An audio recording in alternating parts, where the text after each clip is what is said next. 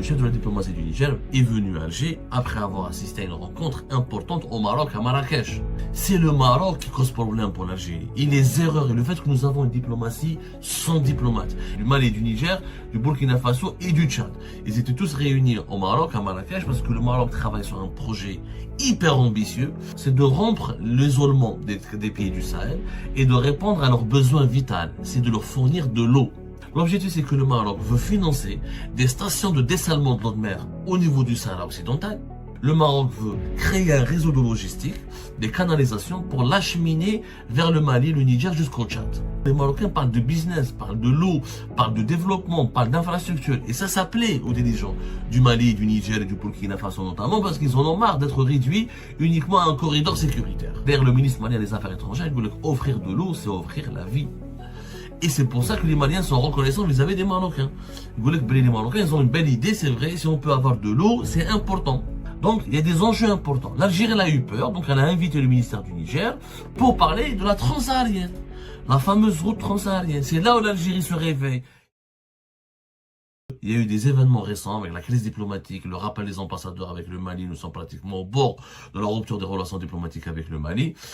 En plus, il y a des puissances étrangères qui sont en train de s'ingérer dans la région et d'éjecter l'Algérie, qui a toujours été le rôle de gendarme et de leadership, enfin pas de gendarme, mais le médiateur en tout cas. Le gendarme, c'était la France, le leader, le médiateur, l'arbitre, c'était l'Algérie. L'Algérie n'a plus ce rôle d'arbitre de leader parce sa médiation avec le Niger a été refusée, ce crise diplomatique avec le Mali. En plus, le problème, et vous allez voir que le timing de cette visite du chef de la diplomatie du Niger n'est pas fortuit parce que le chef de la diplomatie du Niger est venu à Alger après avoir assisté à une rencontre importante au Maroc, à Marrakech. En fait, l'Algérie a invité rapidement, elle a tenu à ce que le chef de la diplomatie du Niger soit à Alger pour lui parler, pour riposter et pour lui parler et pour essayer de le mettre en garde contre les visées marocaines. C'est le Maroc qui cause problème pour l'Algérie. Et les erreurs et le fait que nous avons une diplomatie sans diplomate et que nous avons une diplomatie qui dont les pleins pouvoirs sont aujourd'hui entre les mains des militaires et des politiques. Et pas des diplomates. Un diplomate n'est ni un politique ni un militaire. C'est un professionnel de la diplomatie. C'est un professionnel des relations internationales qui a des connaissances, qui maîtrise les langues étrangères, qui a des réseaux, qui a un carnet d'adresses, qui travaille dans le relationnel, qui sait comment défendre les intérêts de son pays à travers des approches purement diplomatiques, qui sont différentes des approches militaires, sécuritaires ou des approches politiciennes. Au Maroc, le 23 décembre dernier, je vous rappelle que les chefs de la diplomatie, les ministres des Affaires étrangères des 3 pays du Sahel, le Burkina Faso, comment il s'appelle, le Mali et le Niger étaient à Marrakech le 23 décembre dernier pour parler de la discussion de la proposition marocaine et du Tchad, pardonnez-moi, et du Tchad, voilà, du Tchad, du Mali et du Niger, du Burkina Faso et du Tchad. Ils étaient tous réunis au Maroc, à Marrakech, parce que le Maroc travaille sur un projet hyper ambitieux et qui est hyper dangereux pour l'Algérie. Hyper dangereux dans le sens où la rivalité algéro-marocaine, c'est ce projet marocain abouti, c'est l'Algérie qui sera éjectée. Alors, son influence va baisser, va chuter, va s'effondrer. Le Maroc a proposé une initiative. C'est quoi? C'est de rompre l'isolement des pays du Sahel et de répondre à leurs besoins vitaux. C'est de leur fournir de l'eau. Les pays de l'Afrique subsaharienne ont un problème. La sécheresse, le changement climatique chez eux, c'est pire que chez nous. Ils ont un énorme problème pour trouver de l'eau potable et pour trouver de l'eau avec laquelle ils peuvent faire, irriguer ou là leur terre agricole ou là faire fonctionner leur agriculture. Le Maroc, qu'est-ce qu'il a proposé? Il a proposé une initiative favoriser l'accès du pays du Sahel à l'océan Atlantique. Ça s'appelle l'initiative pour favoriser l'accès des pays du Sahel à l'océan Atlantique. L'objectif était quoi?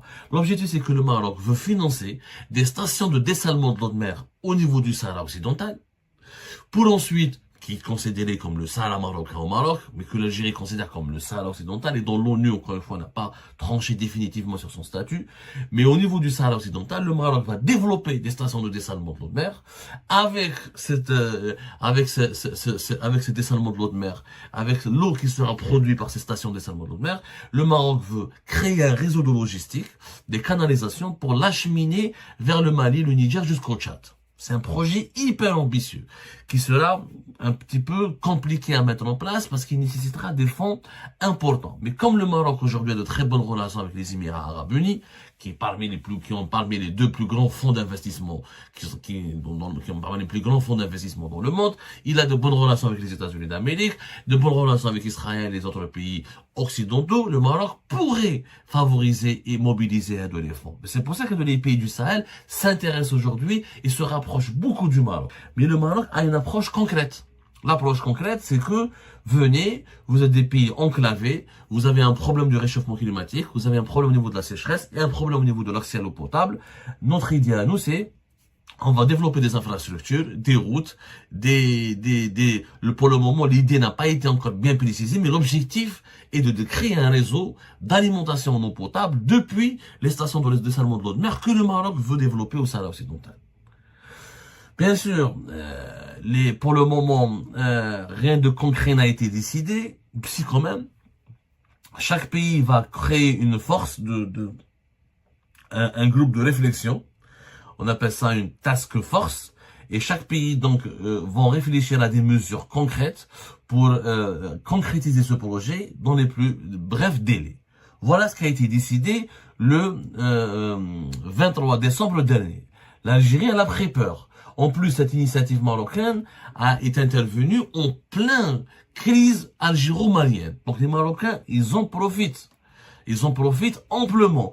Et les Marocains séduisent les dirigeants des pays du Sahel parce qu'ils ne font pas dans la politique. Ils parlent pas uniquement de ce qu'on appelle de sécurité, de terrorisme. Non, les Marocains parlent de business, parlent de l'eau, parlent de développement, parlent d'infrastructure. Et ça plaît aux dirigeants du Mali, du Niger et du Burkina Faso notamment parce qu'ils en ont marre d'être réduits uniquement à un corridor sécuritaire.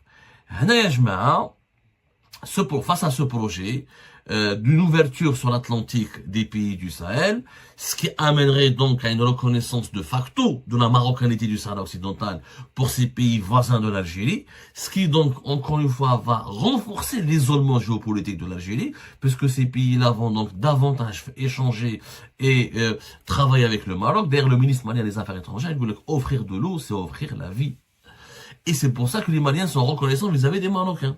Les Marocains, ils ont une belle idée, c'est vrai, si on peut avoir de l'eau, c'est important.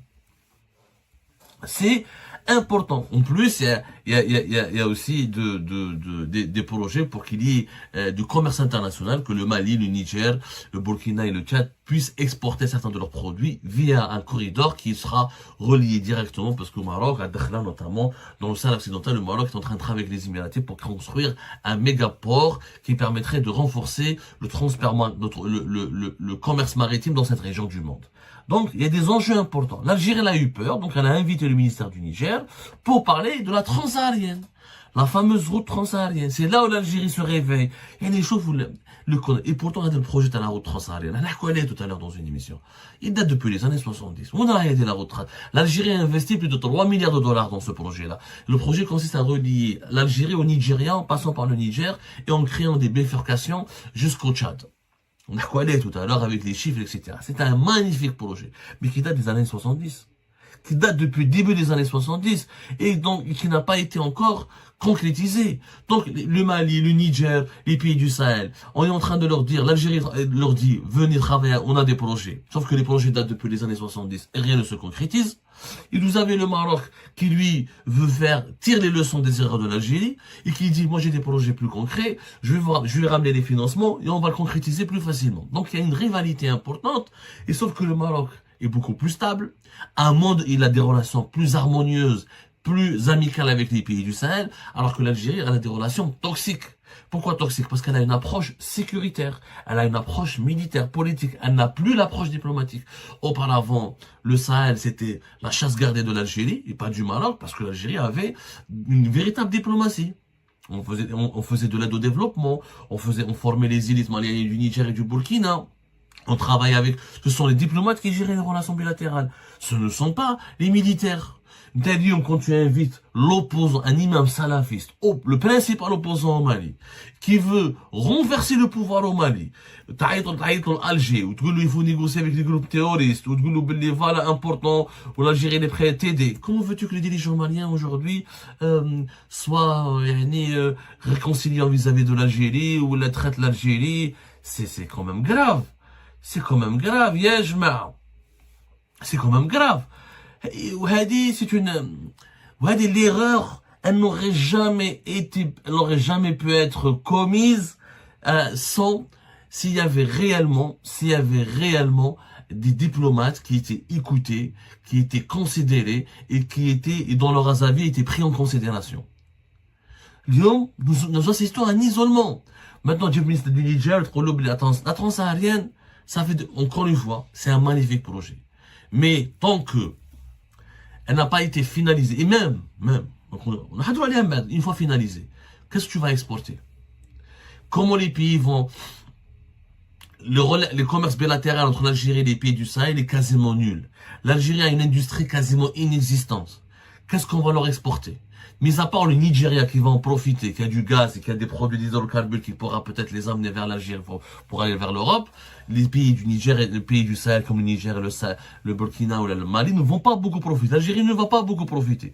Parce que nous n'avons pas une économie diversifiée. Le Maroc a une économie diversifiée. Avec ses usines de voitures, avec son agriculture plus puissante que notre agriculture, avec ses projets dans l'industrie du renouvelable, avec les énergies renouvelables qu'il est en train de développer. Il peut, malheureusement, pour l'Algérie, heureusement pour le Maroc, avoir beaucoup plus des intérêts économiques beaucoup plus puissants, beaucoup plus concrets. Déjà nous-mêmes, on n'arrive pas à trouver les produits que nous devons consommer nous-mêmes sur le marché local. Il faut absolument revenir à une approche rationnelle, à savoir créer un écosystème économique et diplomatique harmonieux avec les pays du Sahel. Tant que nous laissons, encore une fois, la diplomatie avec nos voisins entre les mains des militaires et des politiciens qui n'ont aucune connaissance des enjeux des enjeux diplomatiques les plus sensibles, on va directement vers un mur. On n'aura que des problèmes et le Maroc va en profiter pour approfondir, et ça va provoquer un isolement géopolitique de l'Algérie qui profitera directement au Maroc.